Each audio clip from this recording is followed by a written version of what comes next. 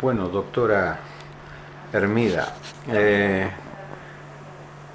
¿cómo se da tu llegada acá a Mercedes? Recién estábamos hablando Sí, de que ya hace tiempo estás por acá. estoy hace un año acá en Mercedes. Yo antes trabajaba en Montevideo, en una mutualista que cerró. Este, la gente debe saber porque sonó mucho en la prensa. Y bueno, buscando un aire diferente, un poco cansada de lo que implicaba trabajar en Montevideo, llegué acá al hospital de Mercedes, que tenía necesidad de pediatra y yo necesidad de trabajo, así que bueno, hicimos match, como dicen los jóvenes ahora. Bueno, ¿cómo te has encontrado acá? Yo estoy contenta trabajando acá. A mí me gusta trabajar en el interior. Me recibieron muy bien, tanto los pacientes como los compañeros, y bueno, adaptándonos todos, ¿no? Porque uno está acostumbrado a otra forma de trabajo en Montevideo. Pero bueno, yo creo que cuando termine el periodo de adaptación vamos a estar todos bien. ¿Médico o pediatra? Soy médica pediatra, soy diplomada en lactancia materna y además soy la secretaria del Comité de Lactancia de la Sociedad Uruguaya de Pediatría. Bien. ¿Con qué te has encontrado acá en Mercedes y puntualmente, digamos, en lo que tiene que ver con tu especialidad, digamos, a la hora de atender a los pacientes? En cuanto a la lactancia, Sí, y fundamentalmente, digamos, en cuanto a la niñez en general y bueno, referido a la lactancia, digamos, también, porque sí, la lactancia es fundamental para el desarrollo de la sí, vida es de los niños, fundamental. ¿no? Y en cuanto a la niñez en especial, en general, creo que hay muchas carencias. Ujú. Yo creo que el interior está un poco olvidado. A mí me genera mucho dolor ver que en este país hay niños clase A y hay niños clase B. Que eso se nota y esa brecha es muy difícil de cerrar si no hay políticas públicas que trabajen para eso. Cada uno aporta su granito de arena desde su trabajo, pero necesitamos que todos los niños y niñas del país tengan las mismas posibilidades y eso implica que todos puedan acceder a una buena educación, a una buena alimentación, ¿tá? Y a una asistencia en salud de calidad, que no solo cuide la salud física, sino emocional de los niños y niñas y de las familias que los cuidan, porque los niños no están solos, ¿no? Es un todo. Y si no hay una familia continente que acompañe y que sostiene, esos niños no se van a poder desarrollar correctamente. Y esa es una preocupación. Yo veo que muchas veces Montevideo tiene la facilidad de que hay un montón de organizaciones no gubernamentales que trabajan, llegan los planes sociales de otra manera, llegan los equipos de trabajo de otra manera, y a mí me queda como esa sensación de que el interior queda olvidado. Y cuanto más se aleja uno de Montevideo, más está olvidado el interior. Entonces eso ha sido difícil, ¿no? El acceso a otros especialistas, a realizarse algunos exámenes, algunos tratamientos, que no hablamos de cosas muy sofisticadas, cosas sencillas, ¿no? A veces acá los tiempos son otros y los que pagan los platos rotos son los niños y las niñas, y eso es lo que como sociedad tenemos que tratar de que no suceda, ¿no? Dentro de tus posibilidades, ¿qué es lo que ha tratado de corregir, por ejemplo, a la hora de la atención de los niños? Bueno, yo creo que Viene Florencia, perdone como, también. como pediatra, para mí es re importante hacer una asistencia integral de los pacientes, ¿está? Yo siempre digo, yo fui grado 2 de pediatría y trabajaba con estudiantes en la facultad, y yo siempre les decía, el niño cuando llega a mi consulta es mi responsabilidad. Yo soy un poco celosa de mis pacientes, yo digo, son mis pacientes y los trato como si fueran de mi familia. Y a mí no me gusta derivar a otros especialistas si yo no hice primero un abordaje de la situación que tiene el niño. O sea, yo me plantean un problema o encuentro un problema, hago un razonamiento clínico, un diagnóstico, un probable diagnóstico, y si puedo y está a mi alcance, indico un tratamiento y valoro la evolución. Siempre hay cosas que no sabemos o que no podemos resolver, porque uno no puede saber todo, ¿no? Y tampoco puede resolver todo, y ahí sí es cuando uno consulta con otros colegas que están más especializados en otras áreas. Pero la idea es que el niño encuentre en su pediatra una persona que pueda abordarlo de forma integral y resolverle la mayoría de los problemas, ¿no? Para otros se tendrá que consultar o hacer otras derivaciones, otras valoraciones. Pero en general me gusta hacerme responsables de los niños y seguirlos y ver cómo crecen y se desarrollan. Y en ese sentido, por ejemplo, la doctora Hermida, ¿dónde la encuentran en los días que está acá en Mercedes? Yo atiendo en el primer nivel de atención los días jueves y viernes en la Policlínica El Túnel. Ujú. Y después en el Y hospital. después tengo guardia en el hospital. Sí. Bien. Eh, Hablemos de lactancia, De lactancia, materna, sí. que bueno, se viene una semana mundial a partir del 1 Sí. de agosto. Efectivamente, del 1 al 7 de agosto todos los años se celebra la Semana Mundial de la Lactancia Materna. Es una celebración que es internacional, que se hace en todos los países del mundo al mismo tiempo y que es de suma importancia porque es el momento que tenemos para volver a poner a la lactancia en el lugar que se merece, con el rol fundamental que cumple en el crecimiento y desarrollo saludable de los bebés y niños y niñas. ¿Cómo está Uruguay a ese nivel? Es Bueno. decir, porque en algún momento, bueno, digamos, uno como padre veía que de repente la lactancia materna muchas veces era importante, lo fue desde chico uno veía, pero a su vez también en algún momento también vio que por distintas circunstancias las mamás capaz que iban a consultar y por ahí se recetaba de repente la leche en polvo de determinado tipo por determinadas circunstancias y se iba sustituyendo de repente la leche materna. ¿Qué pasa? Porque después hay que la leche sirve, que la leche no sirve, entonces digo, ¿cómo se analiza todo eso? Bueno, varias cosas. Primero que en una época las mamás estaban en su casa más disponibles para atender a sus bebés y bueno, hoy por hoy las mamás estaban más disponibles no significa que no trabajaban, ¿no? Trabajaban en su casa atendiendo a sus familias, ¿no? Hoy por hoy las mamás, aparte de atender a la familia en la casa y ocuparse de las tareas domésticas, porque seguimos siendo las mujeres las que principalmente nos encargamos de las tareas de cuidado en Uruguay y en el mundo, además de eso nos incorporamos a lo que se llama el trabajo remunerado, o sea, salimos de nuestras casas a trabajar y generamos un ingreso para las familias. Entonces eso hace que las mamás estén menos disponibles todavía, ¿no? Además de eso, sobre los años 80 hubo un boom de los preparados para lactante, de las fórmulas lácteas, en donde la industria de la alimentación y farmacéutica invirtió mucho dinero en publicidad, haciéndole creer a los colegas en aquella época y a las propias madres que la alimentación con fórmula infantil era mejor para los bebés que la propia lactancia materna. A partir de ahí la lactancia materna tiene como un competidor bastante desleal, porque nadie invierte en hacer publicidad en un producto que no va a dejar un dinero específicamente, ¿no? Entonces las empresas invierten mucho dinero en publicidad y en marketing para las fórmulas lácteas y la lactancia materna no tiene esa inversión para que la gente sepa todo lo beneficiosa que es para sus hijos, ¿no? Entonces, a partir de ahí hemos pasado por varias etapas. Uruguay tuvo una etapa de mejoría de lactancia materna, alcanzando cifras al inicio en los recién nacidos de un 80% que van disminuyendo progresivamente a medida que el niño crece, pero en cifras generales actualmente estamos evolucionando a la peoría, o sea, estamos peor, ¿tá? La pandemia no nos colaboró. Fue una época muy difícil en la que se separaba a mamás que tenían su parto, su cesárea con COVID de sus bebés por miedo al contagio. Después se vio que eso no era necesario, pero siempre nos pasa que volver a mejorar las cifras nos da mucho más trabajo que empeorarlas. Entonces ahí es cuando todos tenemos que colaborar para que esto suceda, ¿no? En cuanto a si la leche sirve o no sirve, ninguna mamá tiene leche que no sirve. Toda la leche de las madres sirven y cualquier cantidad de pecho que reciba un niño es mejor que nada, ¿no? Hay un montón de mitos alrededor de la lactancia. Me pasa muy frecuentemente acá que bueno, uno les plantea, viene creciendo bien, llora mucho, y sí, los bebés lloran, les digo yo, ¿no? Los perritos ladran, los bebés lloran, es la forma que tienen de comunicarse, que llore un niño no significa que tiene hambre. Para eso los pediatras tenemos otras formas de valorar si el niño se llena o no se llena, que no es el llanto, ¿tá? Nosotros tenemos en cuenta cuando los examinamos y para eso son los controles de los recién nacidos, que son reseguidos una vez por semana.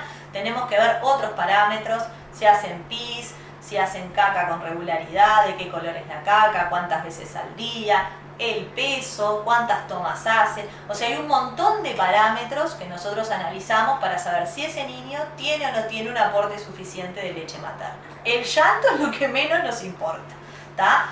Así como yo decía hace un rato que estaba en un periodo de adaptación con mi nuevo trabajo, la llegada de un bebé a una familia, ¿no?, requiere de un periodo de adaptación de la familia a ese bebé, y de ese bebé que estaba en un ambiente controlado, que era oscurito, calentito, que la mamá se balanceaba y se pasaba durmiendo, a un ambiente en el que hay un montón de estímulos, un montón de gente que le habla, un montón de sensaciones, y eso también requiere un periodo de adaptación.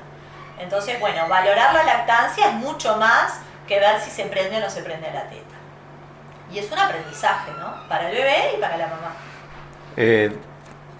Como te pregunté un par de cosas diferentes y tú contestaste las dos muy bien, dejaste temas muy interesantes, es decir, me gusta porque sos franca al contestar y no siempre es por compromiso, a veces de repente. Bueno, sí, pero si hay algo que no tiene el comité de lactancia es compromiso con nadie. Bueno, pero ahí Estamos está. trabajando hace 6 años en estar libre de conflictos de intereses para no tener. Por eso te iba a plantear, digo, o sea, me parece que a partir de lo que tú estás diciendo, es necesaria una autocrítica, me parece, en la interna de los profesionales, que no sé si se está dando, no de ahora, sino desde hace mucho tiempo. Yo creo que no es responsabilidad exclusiva de los profesionales, sino de la formación que tienen los profesionales. Bien. Como yo dije anteriormente, yo fui docente en la facultad, y hasta que con una colega que también es miembro del comité de lactancia, que también fue grado 2 conmigo en el mismo periodo, nos empezamos a interesar por este tema.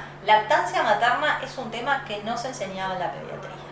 O sea, los pediatras sabemos que la lactancia es lo más importante y el mejor alimento y que tiene un montón de beneficios, y hasta ahí llega la formación que tenemos. Nadie nos enseña cómo se valora una técnica de lactancia, cómo se espera que crezca un niño que toma teta, porque crece diferente de uno que se alimenta con complemento, ¿no? Y si no nos enseñan, no tenemos por qué saber, ¿no?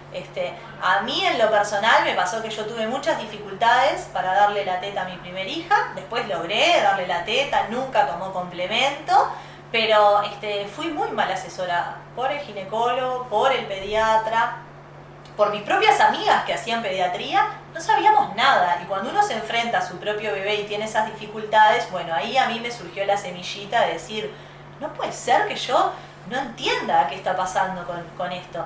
Y un montón de dificultades que tienen las mamás se resuelven muy rápido. Y después de que uno resuelve eso, es como que todo empieza a fluir, como se dice hoy por hoy. Y después la lactancia es algo que la madre que logra una lactancia exitosa, sin dolor, que no genera un problema, nunca se arrepiente de haber dado la teta. No, está, ya, perdón que digo, porque te escucho y la verdad me encanta que lo plantees de esa manera. ¿Por qué no escuchamos tantas voces como la tuya? Capaz que no tenemos espacio tampoco, ¿no? Porque hay un montón de gente trabajando y haciendo cosas. Pero repito, la lactancia no es interesante, porque no deja dinero, no es un tema que genere titulares en la prensa, ¿no? Siempre nos Pero cuesta. es fundamental a la hora de la vida del ser humano. Sí, ya se vio, incluso, que es un tema que a mí me apasiona, que la lactancia materna induce modificaciones en cómo se expresa la información genética que trae el niño. O sea, no cambia la información, pero sí cambia cómo se expresa. A mí me gusta poner el ejemplo de un plano. Yo tengo un plano para construir una casa, y esa casa va a quedar mejor o peor si yo uso mejores o peores materiales, ¿no? No es lo mismo construir una casa de 2 pisos de ladrillo que de costanero, estamos de acuerdo, ¿no? La resistencia de esa casa va a ser diferente. El plano es el mismo, el producto final es diferente. Y con esto pasa lo mismo. Yo puedo tener la mejor información genética, que si yo no le doy buenos materiales para que esa información genética se exprese en cuanto a cuidados, alimentación, vacunas, educación, el producto final no va a ser bueno, ¿no? O no va a ser el mejor que podría tener. Esto es lo mismo. O sea, yo ya sé que si yo doy la teta, disminuyo el riesgo de infecciones, incluso las infecciones del invierno, el virus respiratorio sincicial, que manda un montón de niños sanos a CTI, que muchos no tienen secuelas, pero otros tantos van a tener secuelas de su internación. El virus de la diarrea, el rotavirus, tiene un impacto en el crecimiento y en el desarrollo de ese niño. Son niños que tienen menos riesgo de obesidad, de diabetes, de enfermedad cardiovascular en la edad adulta.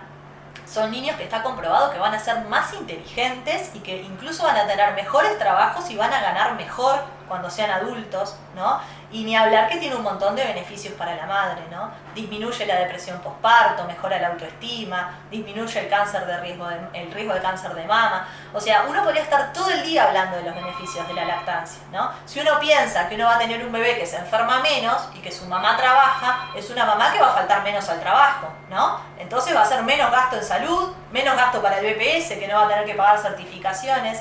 O sea, es una cadena interminable, pero le falta publicidad. Ahora te tengo que tocar una parte que, digamos, uno que como no lo conoce, tiene que preguntarle a las que saben. Como en el caso tuyo, que se habla mucho del tema de cómo la mamá transmite determinadas, lo que tiene ella dentro al darle el pecho al bebé. ¿Qué pasa con un problema que tenemos hoy en nuestro país también? Por supuesto, no es solamente a nuestro país, pero estamos hablando de nuestro país, que es el tema de las adicciones. Bien. ¿Cómo influye eso cuando hay tantos jóvenes adictos hoy, lamentablemente, y tantas mamás adictas? ¿Qué pasa? ¿Se le transmite o no al bebé eso? ¿Y qué remedio, cómo se puede atenuar? El nacimiento de un bebé, de un hijo, es una ventana de oportunidad para modificar conductas en la familia, ¿no? O sea, nace un bebé y hay todo un cambio hormonal en esa madre que la hace muy predispuesta a los cuidados de ese hijo. Entonces es una ventana de oportunidad para trabajar un montón de cosas, incluso las adicciones. Cualquier cosa que consuma la madre en cuanto a drogas de abuso y medicamentos se transmite por la lactancia materna. Hay algunos que son aceptables, ¿tá? Y que socialmente están aceptados. Por ejemplo, nadie le suspende la lactancia a una mamá que fuma. Sin embargo, va a transmitirle productos al bebé, ¿no? Del cigarrillo. Pero está aceptado que son más los beneficios de tomar la teta que de suspenderla en una mamá que fuma, ¿tá? En cuanto a la marihuana, lo que se vio es que puede tener efectos negativos en cuanto al neurodesarrollo del bebé y además disminuye las capacidades de cuidado de la mamá. Es una mamá que no va a estar ni tan atenta ni tan disponible a los cuidados. Obviamente esto hay que valorarlo caso a caso, ¿tá? Porque depende de qué cantidad se consuma, con qué frecuencia, qué tipo de tetrahidrocannabinoides, ¿no? Entonces, bueno, lo que se hace es tratar de que en un principio no se fume marihuana, no se consuma marihuana si se está amamantando un bebé, sobre todo los primeros meses de vida, que son los más sensibles, ¿no? Nosotros pasamos de un bebito que pesa 3 kilos promedio al nacer a uno que al año de vida va a pesar 10 kilos y su cerebro se multiplicó por 3 el tamaño, ¿no? Entonces es una etapa muy sensible para cualquier estímulo, ¿no? Acá los estímulos negativos hay que tratar de evitarlos todos. En cuanto a la cocaína y a la pasta base de cocaína, están contraindicados en la lactancia. Eso pasan a través de la leche materna y generan daños importantes en el bebé que lo pueden llevar incluso hasta la muerte dependiendo de la dosis, ¿tá? Entonces ahí hay que hacer un abordaje mucho más específico, controlar mucho más a ese binomio mamá y bebé y ver la situación de cada uno para ver si es posible de alguna forma sostener esa lactancia o no. ¿Y hay algún estudio, tenemos algún estudio o son pocos años lo que tenemos de consumo como para haber elaborado algún estudio respecto a cuál es la situación de Uruguay en ese aspecto? No, o sea, específicamente de madres consumidoras y periodo de lactancia no hay nada, pero sí hemos tenido eventos con niños en diferentes lugares del país en los que, bueno, han llegado niños con alteraciones neurológicas severas y su problema es la intoxicación por cocaína a través de la lactancia materna. O sea, el consumo es peligroso para la mamá y para el bebé, pero aunque no tome teta es peligroso para el bebé, ¿no? O sea, cualquier consumidor en la familia es un peligro para ese bebé porque, bueno, ese adulto no va a estar en todas sus facultades mentales para hacerse responsable de un individuo que requiere 100% de los cuidados de otro, ¿no? Entro en algo que no sé No sé qué rol, si es que puede jugar algún rol o no la, la lactancia materna, o si es posterior, ya en la etapa de crecimiento y que tiene que ver con el mundo de hoy, con el que estamos viviendo y con el mundo informático y demás, ¿no? ¿Qué pasa hoy? Que hoy tengo el rol de abuelo, más que nada, a esta altura, pero que pululan, por utilizar una palabra, los chicos que te dicen desde el colegio, ya desde los CAIF, desde los jardines, estos chicos son hiperactivos y te lo mandan al médico. Cuando uno dice, estos eran los chiquilines bandidos antes, ahora son hiperactivos y como que es una enfermedad. Y bueno, eso también requiere valoraciones específicas. O sea, el niño que tiene realmente un trastorno por hiperactividad no es solo hiperactivo en la escuela, es hiperactivo en todos lados. Exacto. Y son niños que cuando vienen a la consulta uno se da cuenta que son hiperactivos porque en 5 minutos te dan vuelta en consultorio. Te tocan todo, no se pueden quedar quietos, ¿no? Después hay un montón de problemas conductuales que habrá que abordar dependiendo de si eso deriva de un problema familiar. Es muy difícil, yo creo, también para las maestras poder trabajar con la diversidad de niños que tienen que trabajar hoy, ¿no? Es como que en mi época estábamos acostumbrados a hacer todos lo mismo, decir todos lo mismo. Y había un par de bandidos en todo caso. Sí, pero yo creo que hoy más que nada, con todo lo que sabemos, que las personas manejan diferentes tipos de inteligencia, que los niños aprenden a diferentes ritmos, que no todos somos iguales, ¿no? Algunos necesitamos movernos más, otros menos, otros nos concentramos por más rato, otros menos, a uno le gustan las letras, a otros los números, a otro la música y a otro el deporte. Trabajar con esa diversidad tampoco tienen el espacio para hacerlo, ¿no? Ni el tiempo, ni los recursos, ¿no? Yo siempre digo, no solo por las maestras de Mercedes, no quiero que se me enoje nadie porque me pasa también con mis hijas o con cualquier niño que se sale un poquitito de la norma, en más o en menos, ya es un problema porque no hay cómo abordar ese niño, ¿no?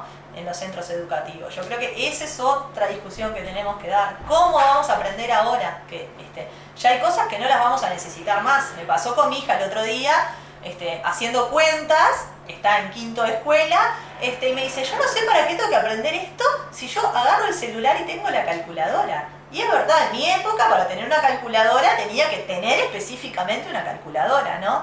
Entonces yo creo que en algún momento vamos a tener que cambiar y pensar qué realmente necesitamos enseñarle a esos niños para mañana, porque seguramente a dividir entre 3 cifras no va a ser, porque no lo van a hacer nunca, ¿no? Entonces, esa es otra discusión que hay que dar. Yo creo que el mundo cambió y tenemos que cambiar la forma en que criamos y educamos a los niños.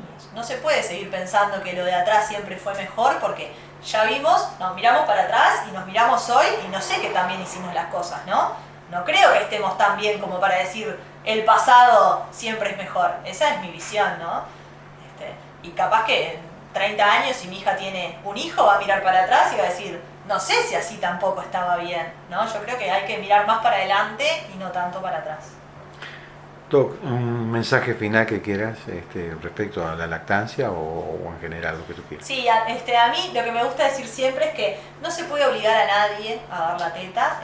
Cada mujer es libre de elegir si quiere o no amamantar a su hijo. Pero esa decisión tiene que estar basada en información de calidad.